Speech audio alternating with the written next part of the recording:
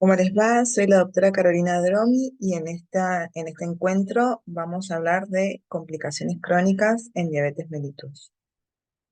El mal control glucémico y de los factores de riesgo cardiovascular asociados aumenta el riesgo de desarrollar complicaciones tanto micro como macrovasculares que tienen un impacto sustancial en la morbimortalidad.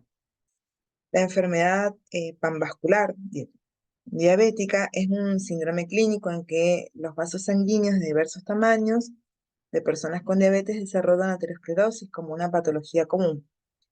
Eh, Aparte de esta aterosclerosis, hay disfunción endotelial, engrosamiento de la membrana basal, pérdida de pericitos, adelgazamiento de capilares, trastornos angiogénicos y microtrombosis, y dan como resultado una función vascular alterada. Cuando esta homeostasis está desequilibrada, en realidad se caracteriza por un metabolismo anormal de la glucosa, es decir, una hiperglucemia crónica y sostenida. También se ha visto que también el mal control de lípidos provoca cambios en proteínas tisulares con efectos deleterios y a través de diferentes vías, ¿sí? Es que provoca mayor estrés oxidativo y con esto los efectos citotóxicos de la hiperglucemia. Por eso es que el control agresivo combinado con una intervención vascular temprana e integral es la clave para la prevención y el tratamiento. En esta clase nos ocuparemos fundamentalmente de hablar de las complicaciones microangiopáticas, tanto retinopatía, nefro como neuropatía, pero acá, como ven en este cuadro, hay muchas complicaciones tanto macroangiopáticas como microangiopáticas, pero como las macrovasculares serán abordadas en módulos correspondientes como en neurología o en cardiología, vamos a eh, focalizarnos en las microangiopáticas. Y aparte que su presencia de las macrovasculares depende tanto del control glucémico como de otros factores de riesgo cardiovasculares asociados, tanto como hipertensión, dislipidemia, tabaquismo, obesidad, sedentarismo. Bien, en cuanto a las complicaciones microangiopáticas, que comprenden la neuropatía, retino y nefropatía, como dijimos, se asocian fundamentalmente con el mal control glucémico. Entre las propias complicaciones de la diabetes, tenemos que, por ejemplo, en el caso de la neuropatía, se estima que el 25% de las personas con diabetes desarrollará una herida o una úlcera en el pie a lo largo de su vida y su consecuencia más lamentable, la amputación, que es unas 20 veces más frecuente en personas con diabetes que en la población general. En cuanto a la retinopatía diabética, es la segunda causa de ceguera, ¿sí? En nuestro medio, y la nefropatía es la primera causa de enfermedad renal crónica terminal, de ingreso a diálisis y de trasplante. En cuanto a la nefropatía diabética, como ya mencionamos, es la primera causa de enfermedad renal crónica con ingreso a diálisis y trasplante. 3 de cada 10 personas con diabetes tienen enfermedad renal y es una causa de muerte de personas con diabetes mellitus. La albuminuria, la presencia de albuminuria es predictora de la presencia luego de retinopatía proliferativa y de enfermedad cardiovascular, es decir, aumenta sustancialmente la morbimortalidad cardiovascular, el riesgo cardiovascular. Para ello, para el desarrollo, perdón, de la nefropatía diabética, además de la hiperglucemia, existen factores de riesgo modificables asociados como la hipertensión arterial, la dislipidemia, el tabaquismo, em, y los no modificables, que son, por ejemplo, los años de duración de la diabetes, la edad, la etnia y el perfil genético, perdón. Entonces, en cuanto a la fisiopatología, no vamos a hablar de cada uno de estos cambios metabólicos, pero hay cambios metabólicos, hemodinámicos, moleculares, aumento de apoptosis, eh, la activación del sistema renina-angiotensina, la disminución del óxido nítrico, y estos cambios van produciendo cambios hemodinámicos, disfunción vascular, un estado proinflamatorio, fibrosis de expansión mesangial, injuria endotelial, injuria del podocito y afectación de la membrana de filtración con la aparición de proteinuria. Todo esto se relacionan entre sí y terminan dando la enfermedad renal. son vías donde en realidad vamos a tener que intervenir terapéuticamente para que no ocurra la progresión. En resumen, tenemos fases, es decir, la hiperglucemia favorece inicialmente cambios funcionales como el aumento del flujo renal, hiperfiltración glomerular e hipertrofia renal, en este caso sin microalbuminuria. Una segunda fase donde hay cambios estructurales en la membrana basal con engrosamiento de la misma y aumento de su permeabilidad, produciendo albuminuria. Y una tercera fase más adelante donde hay glomerulosclerosis, da alteración de arteriolas y de túbulos y disminuye el filtrado glomerular. Entonces tenemos proteinuria más disminución del filtrado glomerular. La hiperglucemia favorece esta hiperfiltración y estos cambios morfológicos que provocan un aumento lento y progresivo de la excreción de albúmina en orina, daño de los podocitos, pérdida de esta superficie de filtración que hablamos, con caída del filtrado glomerular, que puede evolucionar a enfermedad renal crónica terminal. En cuanto a cómo hacer el screening, a quién, cómo, ¿sí? Las guías de la ADA y la CADIGO, que son guías de enfermedad renal, en el 2022 definieron que se realiza actualmente screening en pacientes diabéticos tipo 1 a partir de los 5 años del diagnóstico y en diabetes tipo 2 desde el momento del diagnóstico, ¿sí? Esto siempre hay que pesquisarlo anualmente a partir de este momento, o con mayor frecuencia de acuerdo al grado de deterioro de la función renal, presencia de otras comorbilidades, intercurrencias, cambios en el tratamiento u otras razones clínicas. ¿Cómo hacemos el screening? El screening lo hacemos en realidad con la albuminuria en orina espontánea, es decir, una relación albuminuria-creatininuria en primera orina, además de solicitar la creatinina, ¿sí? Esta RAC, que así le llamamos a la relación albuminuria-creatininuria o el índice de filtrado glomerular, es lo más importante para la detección precoz y el seguimiento de la nefropatía diabética.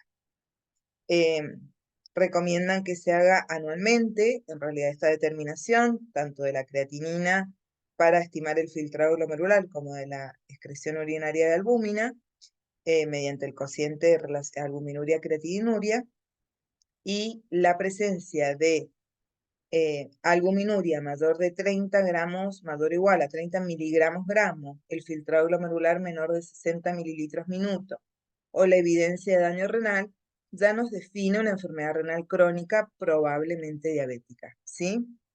Pero ¿qué hacemos si la presencia de albuminuria en realidad la tenemos y requiere claramente una confirmación con una segunda prueba que va a ser realizada luego de 3 meses, porque pueden presentarse elevaciones transitorias, por ejemplo, por ejercicio intenso, infección urinaria, síndrome febril, insuficiencia cardíaca congestiva, descompensada claramente, hiperglucemia aguda, elevación de la presión arterial aguda, evitar la ingesta de proteínas, digamos, una ingesta elevada de proteínas previa, la presencia de estar cursando su ciclo menstrual en mujeres o haber tenido relaciones sexuales el día previo a la recolección. Esto me podrían dar falsos positivos. Es por eso que en los casos en que la primera RAC sea patológica, hay que solicitar una segunda. Si la segunda es normal, hay que solicitar una tercera muestra confirmatoria. Es decir, que se requiere detectar en 2 de 3 albuminurias realizadas en el plazo de 3 a 6 meses. En este cuadro podemos visualizar mejor los diferentes estadios de la nefropatía. Este cuadro junta la presencia de albuminuria más el filtrado glomerular. La importancia de los colores es que a medida que empeora el color, ¿sí? El color, digamos, el más bueno sería el verde, es porque avanza la progresión de la enfermedad renal y se correlaciona con enfermedad cardiovascular y mortalidad cardiovascular. Decimos que una persona tiene enfermedad renal cuando no está ubicada en la zona verde, ¿sí? Es decir, desde el amarillo la persona ya tiene enfermedad renal. Es decir, desde el estadio A2 con un filtrado glomerular menor de 60. En las normas CADIGO se considera, hay un punto donde considera que en realidad tener albuminuria menor a 10 sería lo ideal, ya que por encima de este valor de 10, más allá de que acá tenemos en verde hasta 30, pero ha demostrado que por encima de 10 ya hay aumento de riesgo cardiovascular porque la albuminuria, en definitiva, nos está hablando de disfunción endotelial, es decir, no debería existir. Bien, por otro lado, debo estar seguro, bueno, esto ya lo repetimos, que en realidad enfermedad renal crónica, filtrado glomerular menos de 30 y relación albuminuria más de 30 ya nos habla de nefropatía. Y en realidad debemos estar seguros que esta nefropatía diabética es por diabetes, ¿sí? Y es acá donde en realidad vemos que, como digo, que esta enfermedad renal es por diabetes por ausencia de signos y síntomas de otra enfermedad primaria que cause daño renal, porque tengo una presentación típica en un paciente de larga evolución que tiene retinopatía de origen diabético, que tengo albuminuria sin hematuria importante, lo cual puede dar alguna otra nefropatía, caída gradual del filtrado glomerular, pero sin embargo, en realidad, hay pacientes que pueden ser que lleven mucho tiempo de diabetes y que no lo conozcan, o sea, no lo sepan, y puede haber también una presentación sin retinopatía, sobre todo en diabéticos tipo 2, ¿sí? Donde tienen otras comorbilidades para retinopatía como hipertensión, obesidad, y no que sea por hipoglucemia en sí misma la nefropatía. Y la afectación por esas comórbidas, obviamente puede ser la afección del riñón. Y también sin la presencia de albuminuria, ¿sí? Lo que da lugar a que hay diferentes fenotipos dentro de la nefropatía diabética. En cuanto al manejo de la nefropatía diabética, no vamos a entrar tampoco muy en profundidad, pero sí optimizar claramente lo más importante, el control de la glucemia, también los otros factores de riesgo cardiovascular, como la presión arterial y el peso. En los pacientes diabéticos con enfermedad renal no en diálisis, la ingesta de proteínas debe ser próxima a 0,8 gramos kilo de peso. En pacientes que ya están en diálisis puede ser mayores los niveles de proteínas. En personas adultas con diabetes y albuminuria persistente, más de 30 miligramos en 2 determinaciones, como ya dijimos, por más de 3 meses, eh, con o sin hipertensión, se sugiere el uso de IECA o ARA2 a dosis máximas toleradas para disminuir o revertir la albuminuria, reducir también el aumento de la creatinina media. En realidad, al iniciar o aumentar la dosis del IECA o del ARA2, hay que sí monitorear bastante de cerca los cambios en la presión arterial, ¿sí? Y fundamentalmente los niveles de creatinina y potasio entre las 2 y 4 semanas de haber empezado el tratamiento o de haber aumentado la dosis. Salvo que la creatinina aumente más del 30% dentro de estas primeras 4 semanas desde el inicio al aumentar la dosis, se continúa con los YECA y ARA2. En el seguimiento hay que monitorear de forma continua también la tolerancia y los efectos adversos. Las personas con albuminuria en el grado A3, es decir, mayor de 300 miligramos gramo, o aquellas con filtrado glomerular menor a 45 mililitros minuto, claramente van a ser derivados al especialista al nefrólogo. En personas adultas con diabetes tipo 2 que presentan nefropatía en tratamiento con YECA y ARA2 y no alcanzan una meta individualizada en cuanto a la hemoglobina glicosilada, con el tratamiento que tiene el paciente, se sugiere incluir inhibidores de SGLT2 para favorecer la regresión a normoalbuminuria, después lo van a ver en el tratamiento, reducir la albuminuria y la progresión a macroalbuminuria y a enfermedad terminal, con posible también disminución, o posible beneficio, perdón, en la disminución de la mortalidad total. Y también cardiovascular. Y también decirles que no está aprobado la asociación de IECA o ARA2, ¿sí? Ambos, sino que en realidad es uno o el otro. Acá en realidad es una mirada integral del tratamiento, lo que uno en realidad debería tener en cuenta cuando vamos a hacer el tratamiento del paciente.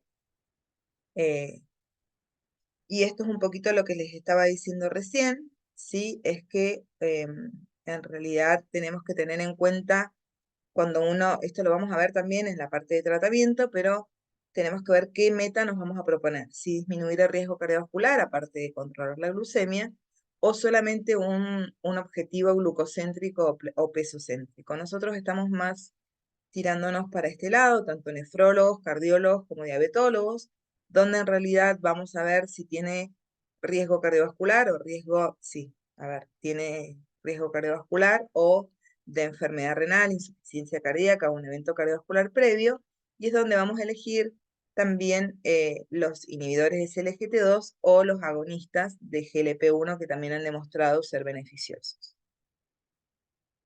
En cuanto a la retinopatía diabética, ¿sí? Lo que vamos a ver es que en realidad es causada por el daño de los vasos sanguíneos de la retina. Es una causa importante de morbilidad en personas con diabetes, ya que es una de las complicaciones más frecuentes y específicas de la diabetes. Se estima que el 35% de las personas presenta algún grado de retinopatía diabética y el 12% presenta retinopatía diabética que amenaza la visión. Y es por eso que es como dijimos anteriormente, que en realidad es 25 veces mayor la posibilidad o la incidencia de ceguera en personas, perdón, con diabetes. La pérdida de la visión en la retinopatía diabética puede ser secundaria de edema macular, hemorragias por neovasos, desprendimiento de retina o glaucoma neovascular.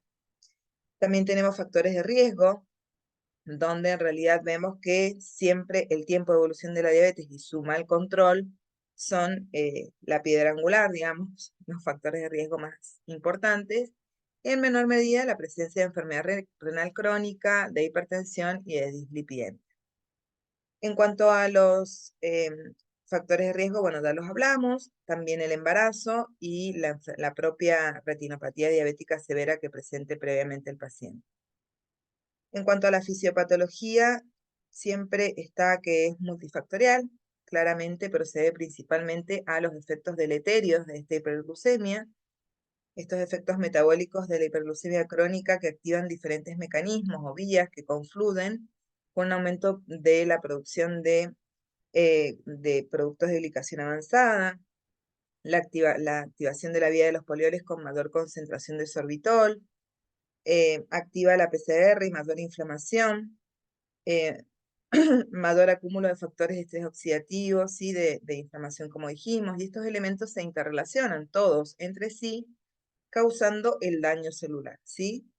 Y se traducen en cambios vasculares, proliferativos y neovascularización en el contexto de la isquemia de la retina, la que también puede ser mediada por otros mecanismos como, por ejemplo, la acción de sustancias vasoactivas, que son liberadas durante el proceso fundamentalmente inflamatorio que sucede en la zona.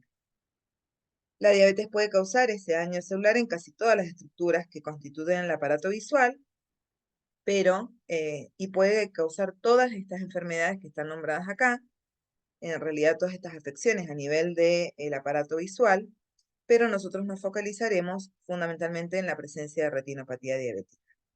La retinopatía diabética se clasifica en no proliferativa o proliferativa por la ausencia o presencia de nuevos vasos sanguíneos anormales que emanan de la retina como aparición de proliferaciones fibrovasculares o hemorragias vítreas o preretinales. Entonces, decimos que se clasifica en no proliferativa y esta retinopatía no proliferativa a su vez se divide en leve, cuando solo tengo la presencia de microaneurismas, en moderada, cuando tengo microaneurismas, exudados duros, hemorragias intrarretinales, ¿sí? En estas microaneurismas debemos tener también, como les dije, las microhemorragias intrarretinales, menos de 20 en cada cuadrante, y lo que la diferencia con la severa es que aparte tiene más de 20, en la otra era menos, y esta es más de 20 microhemorragias intrarretinianas en cada cuadrante, además de la presencia de rozagamiento venoso en 2 o más cuadrantes, anomalías microvasculares intrarretinianas que se llaman IRMA, en uno o más cuadrantes, y en algunas clasificaciones podemos ver que aparece también la retinopatía muy severa o muy grave, que se refiere a microneurisma junto con al menos dos de estos hallazgos anteriores, ¿sí? Eh, También se puede encontrar la retinopatía, perdón, edema macular en estadios avanzados, ¿sí? Que este es un signo de mayor gravedad, puede ser tanto focal o difuso. Y la retinopatía proliferativa siempre, como dijimos, hablaba de la posibilidad de nuevos vasos, la aparición de nuevos vasos. Entonces, nosotros tenemos que hacer el diagnóstico, ¿sí? ¿Cómo hacemos o qué solicitamos para hacer el diagnóstico? Vamos a enviar al paciente al oftalmólogo, le vamos a pedir que haga un examen de agudeza visual, de biomicroscopía con lámpara de hendidura para ver bien el cristalino, córnea y pupila, medición de presión ocular, y el gol estándar, que es la realización del fondo de ojo, donde se dilata, y vamos a ver bien realmente todo lo que sea la presencia de neovasos, si hay edema, etc. Hay otros métodos, sí, que en realidad son para, por ejemplo, la angiografía digital con fluoresceína o la OCT, que es una tomografía de la retina, que nos da imágenes de alta resolución de la retina y es más sensible para la detección de edema macular. Pero obviamente eso lo solicita el especialista. ¿Cuándo vamos a realizar el screening? En todas personas con paciente con diabetes tipo 2, ¿sí? Al diagnóstico, como ya dijimos, y luego cada un año o cada 2 años, si la evaluación de la evolución, perdón, de la diabetes es menor de 10 años y presenta un buen control glucémico, es decir, una hemoglobina glicosilada de menor de 7%. Y en personas con diabetes tipo 1, en forma anual, a partir de los 5 años de diagnóstico.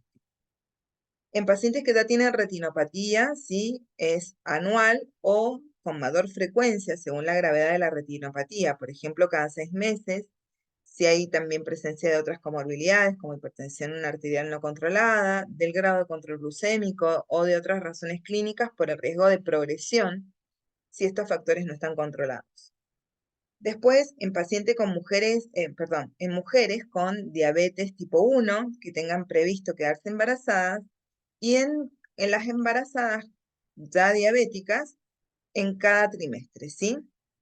Sin embargo, se ha visto que, eh, por ejemplo, en diabetes gestacional no requiere el cribado, pues porque no se ha visto que sea un factor de riesgo asociado al desarrollo de retinopatía diabética durante el embarazo. Entonces, es nada más en mujeres que se deseen quedarse embarazadas y después en cada trimestre eh, de una paciente diabética previa, con prediabetes, es decir, con diabetes previa, perdón, pregestacional. A eso me refería.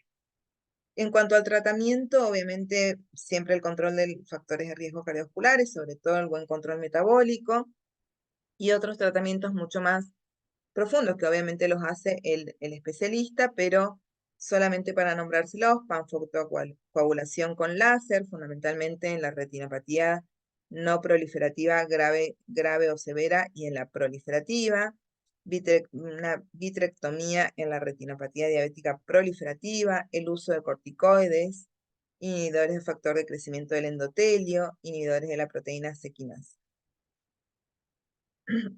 En cuanto a la otra complicación que tenemos, que es la neuropatía diabética, eh, en realidad es un grupo heterogéneo de desórdenes que pueden ser sintomáticos, oligosintomáticos o asintomáticos. Hasta el 50% de los pacientes pueden ser asintomáticos, ¿sí? Tienen una clínica muy diversa, que puede ser focal o difusa, puede afectar todo el sistema nervioso somático o periférico y o el autonómico en personas con diabetes. Su prevalencia aumenta, obviamente, con la edad y la duración de la diabetes y el mal control glucémico. Fíjense lo importante que es esto. Además de que también puede aumentar con la edad avanzada, el consumo de alcohol, el consumo de tabaco y la presencia también de isquemia. Es la complicación más precoz y más frecuente, con un alto impacto sobre la calidad y la expectativa de vida de la persona que la padece. Afecta un 10% de las personas con diabetes al momento del diagnóstico, y a los 10 años por lo menos la van a tener un 40 o un 50% van a tener probablemente neuropatía diabética. Se comporta como desencadenante de lesiones indoloras debido a la falta de sensaciones protectoras. Entonces, porque es esto que se estima que 25% de los pacientes con diabetes van a desarrollar una herida o úlcera de piel a lo largo de su vida, y su consecuencia más lamentable, que es la amputación, que ya dijimos que es unas 20 veces más frecuente en personas con diabetes. Se observa también un compromiso de las estructuras nerviosas en personas sin diabetes, pero con alteraciones también del metabolismo hidrocarbonado, como por ejemplo pacientes con prediabetes u otros componentes del síndrome metabólico. Es por eso que se resalta la necesidad de un diagnóstico temprano en la población con diabetes para evitar los altos costos personales, familiares y laborales de este compromiso. La verdad que es muy importante. En resumen, se define como la presencia de signos y síntomas de afección nerviosa en personas con diabetes, luego de excluir otras causas. Es por eso que siempre debemos descartar otra causa no diabética, ya que es un diagnóstico por exclusión. En cuanto a la clasificación, tenemos dos grandes grupos, ¿sí? La somática o periférica y la autonómica, que vamos a desarrollar de a poco cada una de ellas. La más importante y la más frecuente es la polineuropatía simétrica y distal, ¿sí? Que se caracteriza fundamentalmente por la presencia de dolor en un 50 o un 75%, que tiene una distribución simétrica y distal, en forma de botas o guantes, de característica urente o lancilante, a predominio nocturno y que se exacerba con el reposo, que puede acompañarse de disestesias o parestesias, que son expresadas por el paciente como si fueran hormigueos, pinchazos, entumecimiento, falsa percepción de frío-calor, sensación de caminar sobre algodones, algunos les van a decir. Y también se puede expresar por hiperalgesia, alodinia, que es este dolor producido por estímulos normalmente no dolorosos, o hipoestesia. Al examen físico vamos a observar, o en realidad objetivar, la pérdida de sensibilidad táctil, termoalgésica, parestésica. También, más allá de que sea sensitiva, algunos pacientes pueden expresar falta de fuerza, ¿sí? Más en miembros inferiores distales, y esto puede llevar progresivamente a atrofia muscular, hipotonía, hiperreflexia o arreflexia. Y lo otro que puede haber es o evidenciarse disfunción autonómica en extremidades, como cambios en la temperatura de los pies, la presencia de piel seca e hiperkeratosis. Dentro de otra neuropatía que es de las periféricas o somáticas, está la neuropatía focal.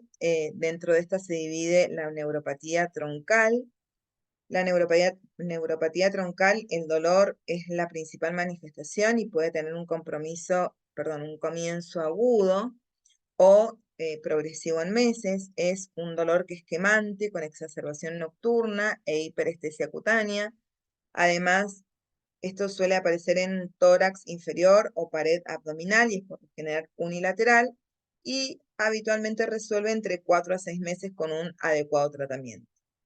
Otra de las neuropatías focales, las mononeuropatías, en este grupo se encuentran las neuropatías por atrapamiento o compresión, como por ejemplo el síndrome del túnel carpiano, la neuropatía cúbitalo-radial, la neuropatía del peroneo o del fémoro cutáneo lateral. También tenemos por otro lado las mononeuropatías de pares craneanos, que son poco frecuentes, fundamentalmente en personas con diabetes de larga evolución, y los nervios más comprometidos son los oculomotores, facial, y menos frecuente el olfatorio y el óptico.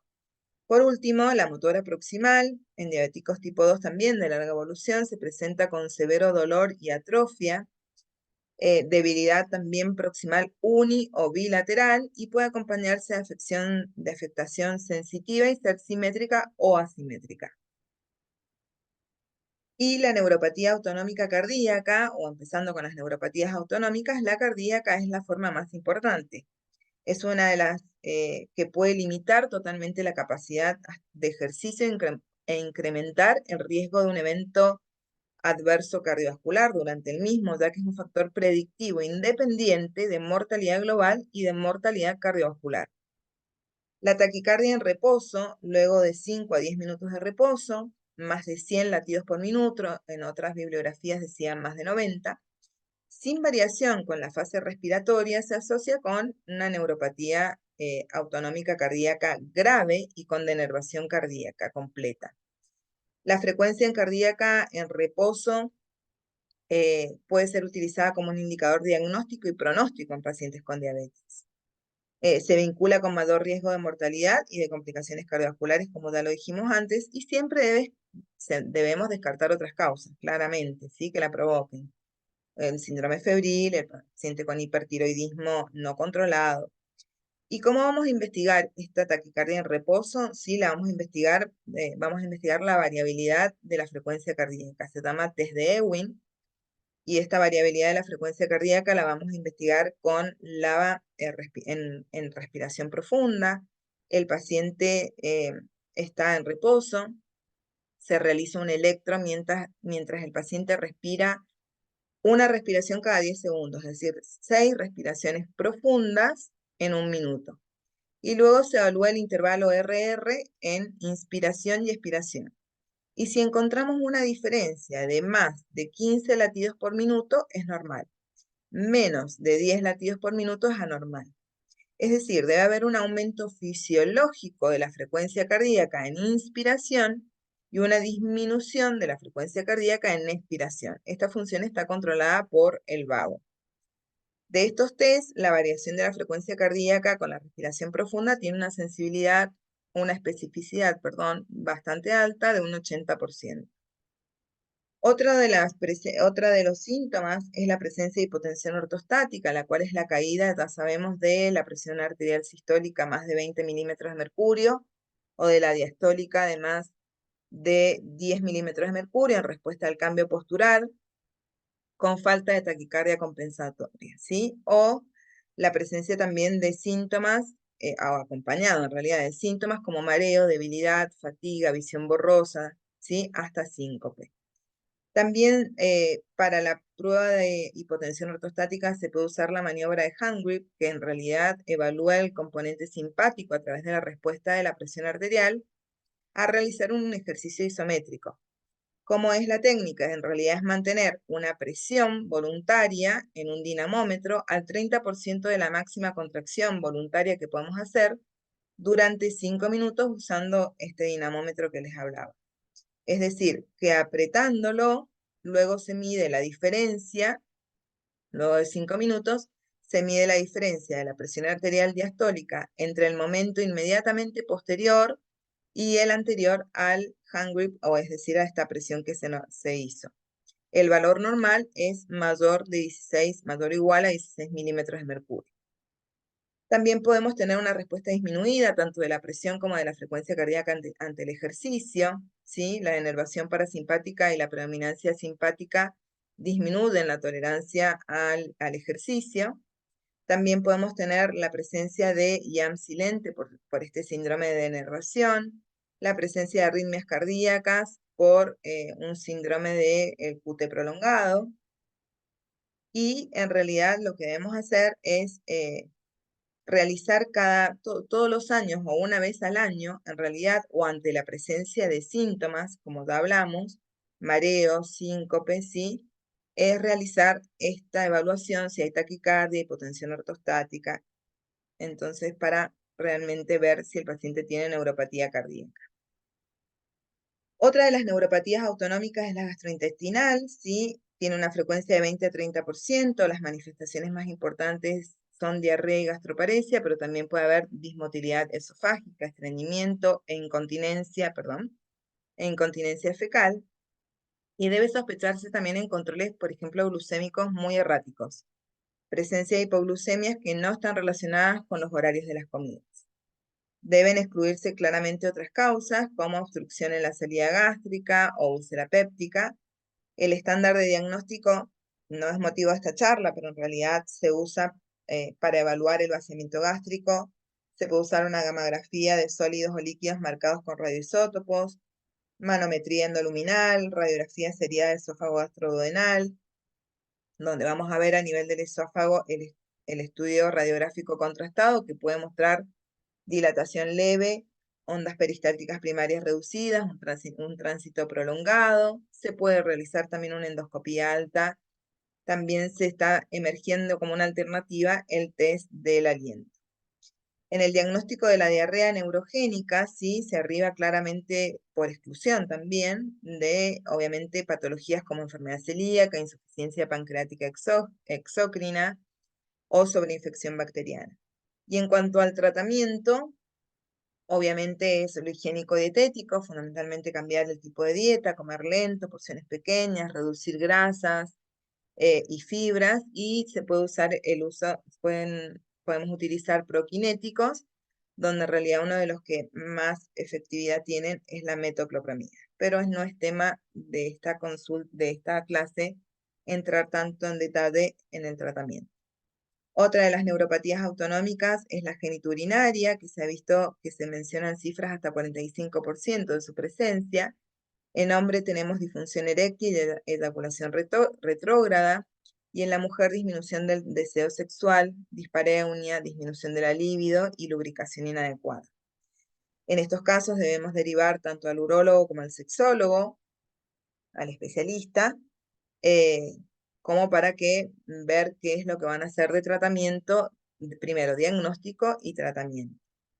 También tenemos síntomas del tracto urinario inferior, como es la presencia de vejiga neurogénica, muy importante y bastante frecuente en pacientes con larga evolución y mal control. Es una vejiga que es hipotónica, con disminución del deseo miccional, aumenta el residuo postmiccional, aumenta su distensibilidad, y tenemos la posibilidad de tener mayor retención urinaria, lo cual predispone a infecciones urinarias recurrentes o en realidad a una insuficiencia renal postrenal, es decir, obstructiva.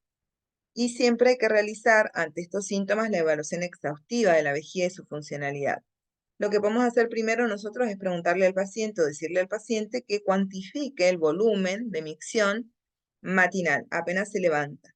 Y cifras mayores a 400 mililitros hacen sospechar la presencia de esta alteración y justifica que prosigamos con estudios, como una ecografía vesical con medición del residuo postmiccional, cistonometría que permite medir presiones intravesicales o intrauretrales, una uroflujometría, ¿sí? Bueno, y obviamente llegar al diagnóstico. En el caso de que lleguemos al diagnóstico, lo que tenemos que hacer es tratar de disminuir la posibilidad de retención de orina y de desarrollo de infecciones urinarias, por lo cual vamos a tratar de que el paciente autogestione su cateterismo intermitente y también, si no, programar la micción horaria, no cuando el paciente tenga deseo. Y por otro lado, se puede usar medicamentos como alfa bloqueantes, que en realidad como tamsulosina o doxazosina, que lo que harían era relajar el esfínter interno del cuello vesical. Otra de las neuropatías autonómicas es la neuropatía metabólica, que es la disminución de la percepción de hipoglucemia, muy complicado para manejar después los pacientes. Estos en pacientes de larga evolución, la neuropatía pupilar, que es la alteración de los reflejos pupilares con respuesta ausente o disminuida al reflejo fotomotor y de acomodación. Por último, la neuropatía sudomotora, donde el paciente manifiesta anhidrosis, intolerancia al calor, alteración del gusto, piel seca. Y es importante interrogar sobre la falta de sudoración en la mitad inferior del cuerpo, habitualmente acompañada de un exceso de transpiración en la parte superior, es decir, cabeza, cuello, axilas y tronco. Un poco la etiopatogenia ya la hemos hablado, pero en realidad la hiperglucemia puede activar diferentes vías involucradas, como ya lo hablamos anteriormente, en la patogenia de las diferentes microangiopatías. La mayoría de estas vías se relacionan con el estado metabólico y aumentan el estrés oxidativo de las neuronas. Hay presencia de disfunción mitocondrial, de formación de especies reactivas de oxígeno, y este estrés oxidativo causa daño en el ADN y activación de estas vías que hemos hablado, con la posterior disfunción vascular y por aumento o acumulación de productos neurotóxicos. Realmente no es bien conocida la patogenia, se acepta en realidad, como está acá, la multicausalidad, pero claramente se menciona que la hiperglucemia es lo que causa esto, pero además actualmente se acepta que otros factores, por ejemplo metabólicos, como alteraciones de los lípidos, también tienen un efecto sobre la estructura nerviosa. ¿Cómo vamos a detectar la neuropatía diabética? La neuropatía diabética la vamos a detectar, la búsqueda debe ser realizada anualmente al momento del diagnóstico en diabetes tipo 2 y luego de 5 años del diagnóstico de diabetes tipo 1. Y ya dijimos que en pacientes también con prediabetes, síndrome metabólico o que tengan signos o síntomas de polineuropatía diabética también deberían ser estudiados. La importancia del examen periódico de los pies en toda persona con diabetes para detectar o tratar precozmente problemas activos o factores de riesgo de desarrollar úlceras de pie diabético es sumamente importante, sumamente importante. Bien, ¿cómo lo vamos a hacer? Vamos a hacer la medición de la sensibilidad, siempre en ambos miembros inferiores, en la cabeza del primero, del tercero, del quinto metatarsiano y en el pulpejo del hálux. Se considera patológica la ausencia de sensibilidad en 3 de los 4 puntos explorados. Y vamos a evaluar, por ejemplo, el desarrollo, la sensibilidad, o en realidad la presión, la sensación de presión, con el filamento el monofilamento, ¿sí? Que en realidad es para la percepción de la presión. A ver, acá lo tenemos, en realidad es un nylon unido a un mango, ¿sí?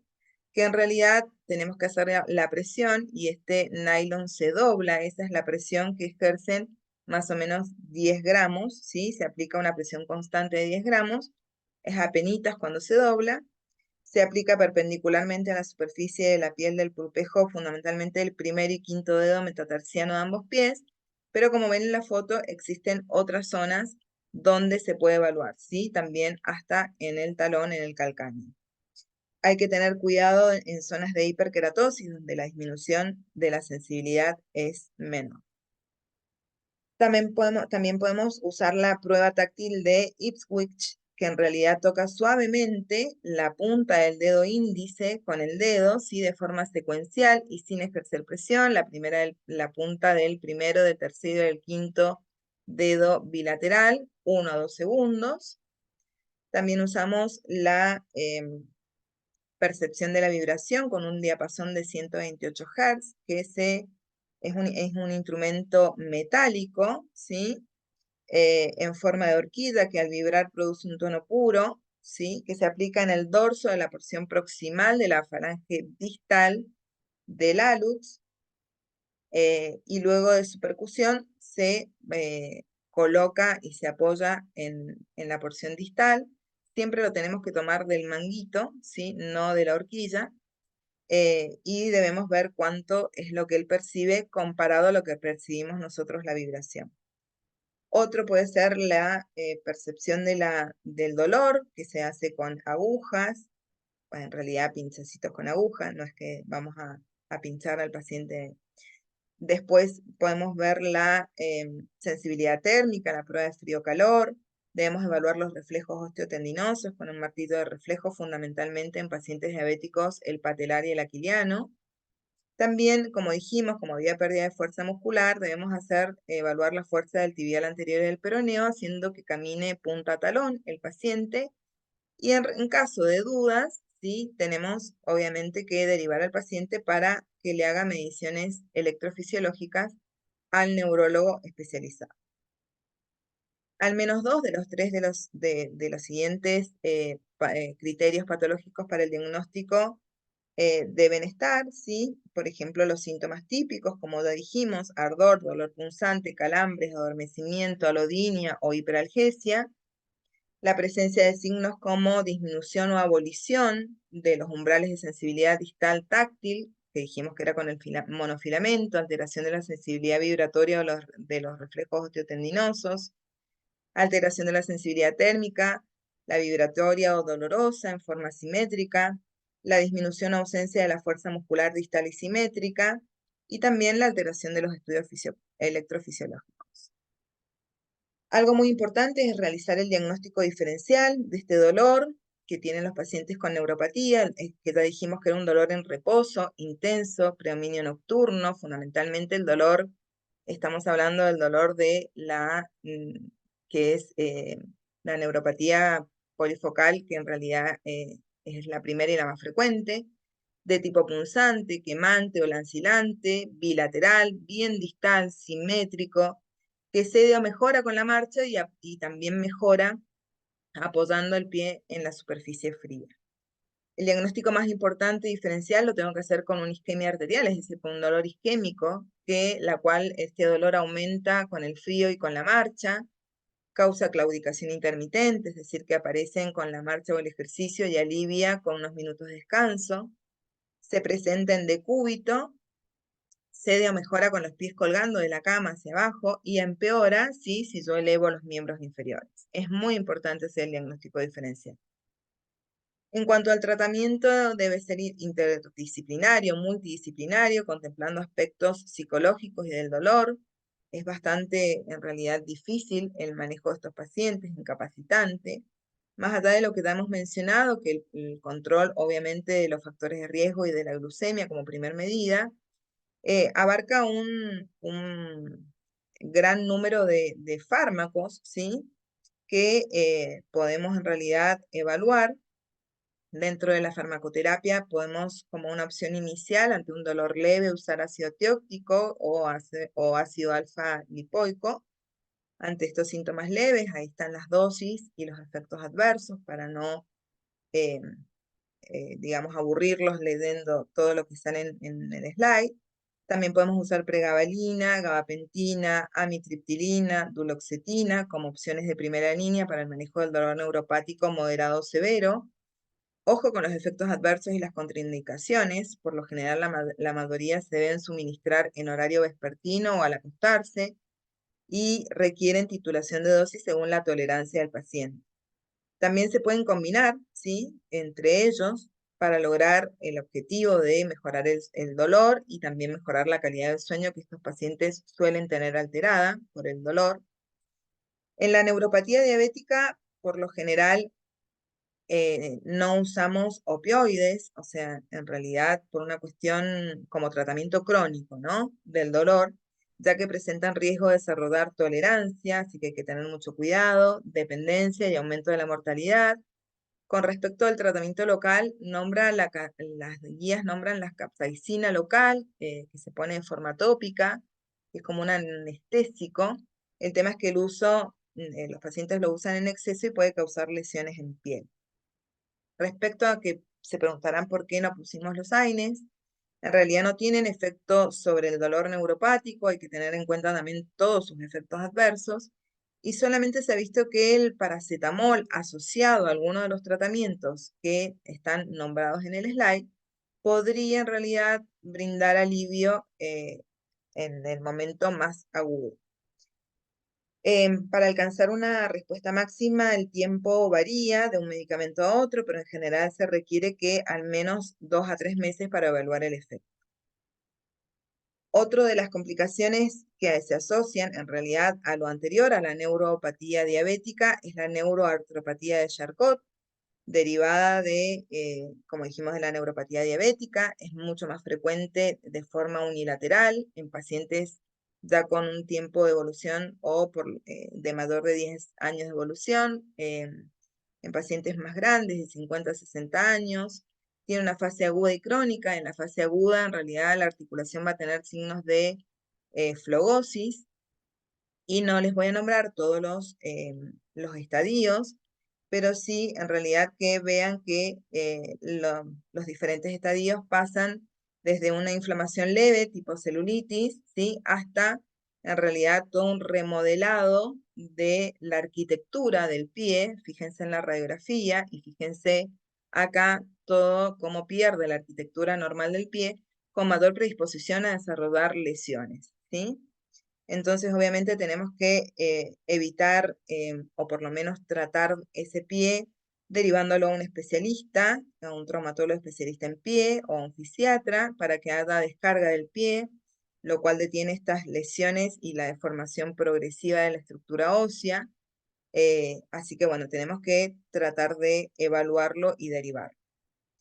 En cuanto al pie diabético, por último, es una entidad conocida como, que se refiere, perdón, a la presencia de infección, de úlceras, de destrucción tisular, asociada a neuropatía diabética, sensitivo, motora y autonómica, o enfermedad arterial periférica también puede asociarse y empeorar el pronóstico. La mayoría de las complicaciones del pie se observan a partir de los 10 años de diagnóstico o de evolución de enfermedad. Eh, Dentro de las úlceras del pie pueden ser puramente neuropáticas o asociarse a neuroisquémicas. Por eso dijimos que la enfermedad arterial periférica está presente hasta en un 50% de los pacientes y que esto empeora también el pronóstico. Es la primera causa de amputación no traumática y fundamentalmente la pérdida de la sensación protectora altera el umbral del dolor con un riesgo elevado de una lesión que pase desapercibida, producida por traumatismos internos o externos, especialmente en zonas de hiperpresión plantar, como por ejemplo la cabeza de los metatarsianos o deformidades osteoarticulares previas, como vimos el pie de Charcot, lo cual predispone a una peor respuesta al estrés mecánico que provocan las altas presiones plantares. Además de la neuropatía diabética, claramente hay otros factores que influyen, como ya dijimos, la duración de la diabetes, lo hemos nombrado un montón de veces, el mal control metabólico, la presencia del consumo de tabaco, la mala higiene. Y bueno, y todas las personas con diabetes se recomienda realizar la evaluación bastante exhaustiva del pie. No podemos no revisarlo al menos una vez al año, ¿sí? Realizar una historia clínica completa, inspeccionar y palpar ese pie, fundamentalmente palpar más que todo los pulsos arteriales, la temperatura, valorar todo lo que dijimos de la sensibilidad, es decir, hacer toda la valoración de la presencia o no de neuropatía diabética o la presencia o no de arteriopatía diabética, para detectar y tratar problemas activos de este pie y los factores de riesgo de desarrollar una lesión, es decir, una úlcera de pie diabético. Eh, Claramente tenemos que fomentar el autocuidado de los pies, ver la presencia de otras complicaciones micro o macrovasculares, y así podemos desarrollar, es decir, o disminuir la posibilidad de amputación o de lesiones en realidad previas a, a la amputación. En los próximos slides, en realidad la Sociedad Argentina de Diabetes, ¿sí? Lo que hizo fue o aconsejar, en realidad que nosotros pudiéramos hacer en 3 minutos una evaluación del pie, ¿sí? No voy a leerlos, pero se los dejo para leerlo. Pero, por ejemplo, en el minuto 1, los antecedentes del paciente, el estado actual del paciente. En el minuto 2 hacemos el examen vascular, el examen neurológico, el examen musculoesquelético, el examen dermatológico. En el minuto 3 tomamos las decisiones y educamos. La verdad que esto nosotros lo hemos hecho como práctica y sirve bastante. Y por otro lado, les pongo la clasificación de pie diabético, no es para interiorizar, pero sí para que tengan una visión de cómo podemos empezar simplemente con una hiperkeratosis, con un simple caso, y terminar en un paciente ya con una lesión más compleja. Entonces, en cuanto a lo que podemos hacer para prevenir esto, es usar un calzado adecuado. Siempre le decimos a los pacientes que vayan y se compren el calzado a última hora de la tarde, porque ese calzado debe ser ancho y profundo para que permita acomodar y mover los dedos del pie libremente, sin causar presión en los bordes, sin causar roce. Siempre la longitud por lo menos 1 o 2 centímetros más larga de la longitud del pie, para que evitar, como les decía, la posibilidad de roce. También se pueden usar plantitas personalizadas, obviamente hay que mandar al paciente a hacer una pedigrafía. Todo esto lo podemos mandar nosotros o lo puede mandar el fisiatra o el traumatólogo especialista en pie diabético. También se pueden usar ortesis o dispositivos de silicona para poner en zonas de roce. Es decir, si este dedito, por ejemplo, tiene una lesión, acá yo lo que puedo hacer vienen como un capuchón de silicona, entonces ponerlo para que no roce, si es un dedo como en martillo, con el zapato y no se haga una úlcera, ¿sí? y si no, también vienen separadores, etcétera. Es decir, que necesitamos prevenir. En el caso de ya una lesión, como por ejemplo esta, que va a amputación claramente, esto es ya lo más severo, pero debemos tomar una muestra siempre del fondo de la úlcera. ¿Para qué? Para no tener un cultivo y también fundamentalmente llegar al hueso para ver si hay osteomielitis, debridar el tejido necrótico, hacer una buena limpieza, iniciar antibiótico-terapia empírica y claramente descargar la zona afectada. Solamente eso lo van a hacer en un ámbito hospitalario y personas claramente que sepan si un médico diabetólogo especialista en pie diabético o un traumatólogo especialista en pie diabético, ¿sí? Eh, Solamente en atención primaria nosotros haremos una atención de úlceras infectadas en fase inicial, que no tengan isquemia, que tengan poca profundidad, con un halo de celulitis pequeño, menor a 2 centímetros, donde no tenga impacto a nivel general del paciente, que no tenga exudación sugestiva de gérmenes, es decir, que fundamentalmente fetidez por la presencia de anaerobios, y en este caso claramente vamos a requerir una derivación al ámbito hospitalario. Bien, ya hemos finalizado, esta es la bibliografía que hemos usado, sobre todo el libro de medicina del que se basa en la materia, también las guías prácticas del Ministerio de Salud del 2021 de complicaciones microvasculares de la diabetes y de los estándares de diabetes de enero del 2024 que siempre salen y nos actualizan sobre las complicaciones y sobre todo el manejo de diabetes. Bueno, muchas gracias, les agradezco su atención, espero no haberlos aburrido. Cualquier cosa ahí tienen mi mail para cualquier duda, ¿sí? Y estamos en contacto. Muchas gracias.